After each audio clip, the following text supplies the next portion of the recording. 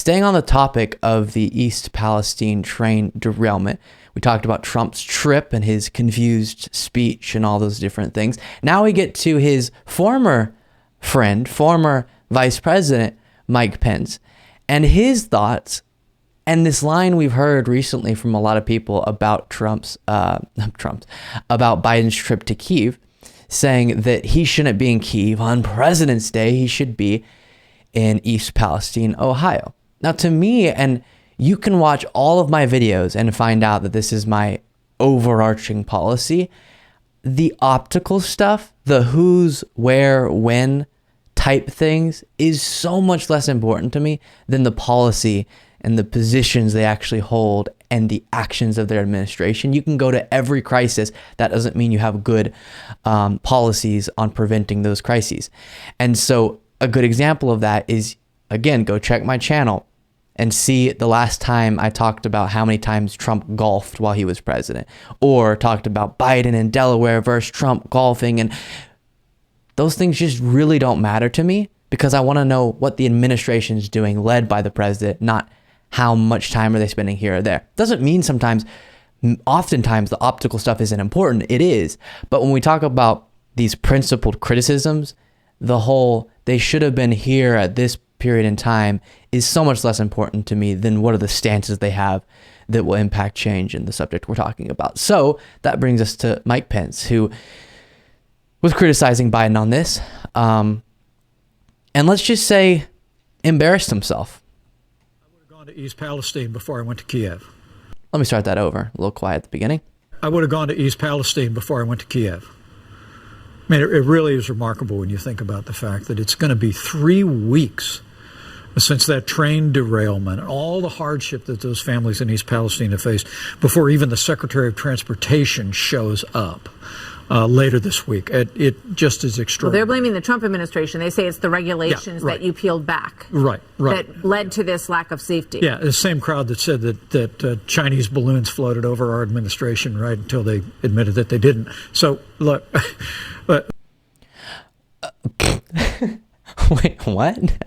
No, they didn't. They never walked back those comments. That's what happened. Chinese surveillance balloons did go over during your administration, and y'all didn't identify them because the defenses weren't increased until under the Biden administration. And there, I don't even need to really break down what he's saying because he did it so well. Number one, bringing up a second thing to criticize his own administration. Oh, this is the same crowd that correctly called us out for not having good enough defenses against Chinese espionage. And as a reminder, and then we'll talk about the specific Pete Buttigieg hasn't gone to East Palestine thing in a second. But first, John Kirby talking about their identification of these Chinese surveillance balloons that was not done under the Trump administration. We were able to determine that China has a high-altitude balloon program for intelligence collection that's connected to the People's Liberation Army.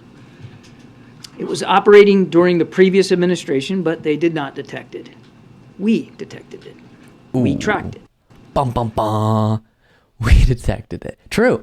And so pretty much what happened was this Chinese surveillance balloon program has been around, and it has now been recognized. They've been flying these flights for a while now, including under the Trump administration. And now that under the Biden administration, I'm not saying it was necessarily Biden who went, we need to do this, but under his administration, the defenses against this exact type of, these exact type of actions was increased, the defenses against them.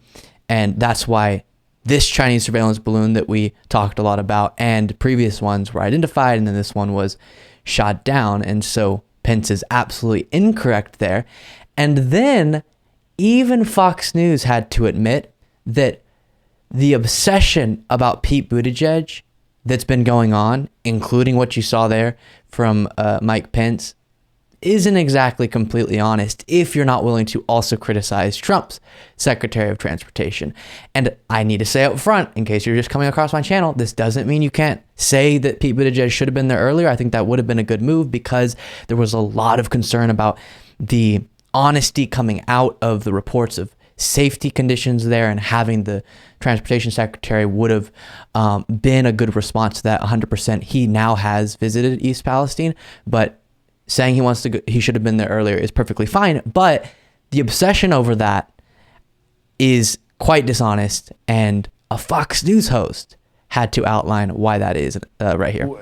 There is this political moment, and there's been a lot of criticism of the transportation secretary. Politico pointing out that Secretary Buttigieg will visit their Ohio crash tomorrow. Quote, he's also expected to meet with DOT officials who arrived on the ground within hours of the derailment. They point out it's exceedingly rare for a transportation secretary to visit the site of a train derailment, especially one that resulted in no fatalities. And the reason they're pointing that out, it's fair, that's accurate. And there were train derailments in the Trump administration that actually had fatalities that didn't have a visit by Transportation Secretary Elaine Chao.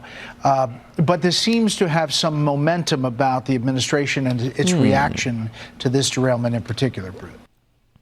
Interesting. So the Transportation Secretary under Donald Trump, Elaine Chao, was not visiting these sites as is being called for with Pete Buttigieg. Doesn't mean that Pete Buttigieg shouldn't as well. Just talking about consistency here on the part of conservatives. And it is not common for, and I should say there were many accidents. I'm sure at some point Elaine Chao visited one of these accidents, but he outlined that there were many she didn't go to. And especially when there is not fatalities. Now, what's important about this is that things down the road could be caused because of toxic chemicals. So that's why it is important that more federal involvement happens. But just getting kind of a reality check for a second to realize why this is becoming a conservative talking point, the dishonesty of it, and then us as hopefully more honest and consistent political individuals can say, okay, we understand that, and also Biden needs to get more involved. Pete Buttigieg needs to get more involved, and we need more answers coming out of that situation. That's how this should be handled. And I think a lot of people on the left are handling it that way, which is perfectly fair. We're going to take a quick break. Before we do that, please, if you're not already, subscribe to the channel. It is so helpful. Show your love in that way, and we will be right back after this. Thank you so much for watching. If you want to be a part of what makes this show possible, plus get access to the full video version of the show hours before all the clips are uploaded to YouTube, plus get the full bonus show every single Saturday, you can do so by going to patreon.com/Luke Beasley. That's patreon.com/Luke Beasley. Link in the description.